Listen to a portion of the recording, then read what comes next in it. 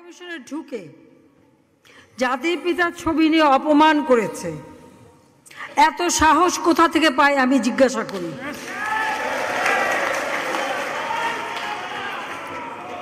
আমি জানি না আমাদের হাই কমিশনার এখন কারা বসেছিল এবং তারা সেখানে কিছুই করতে পারলো না কেন, সেটাও বড় প্রশ্ন।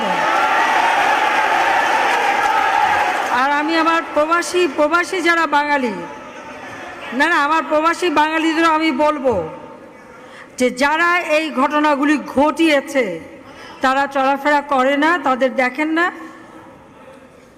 যে হাত দিয়ে জাতির পিতার ওই ছবি নিয়ে তারা ভেঙেছে, তাদের যা উপযুক্ত করা উচিত সেটা করতে হবে।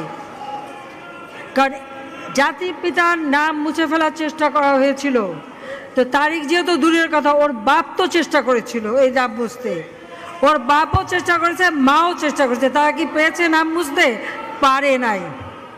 পারে নাই। ইতিহাস কখনো কেউ চাপা দিতে পারে না। আর জাতির পিতা তার 7 মার্চে ভাষণে বলে গেছে যে বাঙালিকে কেউ দাবায় রাখতে পারবে না, পারে নাই দাবায় রাখতে। তা আজকে এত বড় দুঃসাহস হয়ে যায়। হ্যাঁ, আমি প্রধানমন্ত্রী এসে আমারটা যা করুক ওটা আমি কিছু মনে করি না, কিন্তু তিনি আমাদের জাতির পিতা, যে আইন আছে সেখানে হাত দেবে এত সাহস কোত্থেকে পেল? তারেক যে ভুলে